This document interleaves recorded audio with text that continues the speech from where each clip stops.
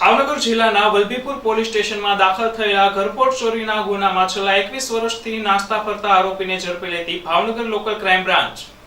Bhavnagar local crime બ્રાન્ચના પોલીસના સ્ટાફના માણસોને બાતમી રાહે હકીકત મળેલ કે ભાવનગર વલભીપુર પોલીસ સ્ટેશનમાં ઘરફોડ ચોરીના ગુનામાં નાસ્તા ફરતા આરોપી કાનાભાઈ ટપુભાઈ દેવી પૂજક રહે તલાલા, જિલ્લો જુનાગઢ વાળા હાલ જૂના ઉગલા, તાલુકો ગીર ગઢડા, જિલ્લો ગીર સોમનાથ ખાતે હાજર છે। જે બાતમીના આધારે ભાવનગર લોકલ ક્રાઇમ બ્રાન્ચના સ્ટાફના માણસોએ જૂના ઉગલા ખાતે જઈને તપાસ કરતા સરહદુ ઈસમ નાસ્તો ફરતો આરોપી હાજર મળી આવ્યો હતો, જેને પૂછપરછ અર્થે વધુ ભાવનગર ખાતે લાવીને પૂછપરછ કરાતા તેણે ગુનાની કબૂલાત કરી હતી, જેથી નાસ્તા ફરતા આરોપીને વધુ તપાસ અર્થે ગંગાજળિયા પોલીસ સ્ટેશનમાં સોંપી આપવામાં આવ્યો હતો, જે અંગે વલભીપુર પોલીસ સ્ટેશન ખાતે જાણ કરવા તાજવીજ હાથ ધરવામાં આવી છે।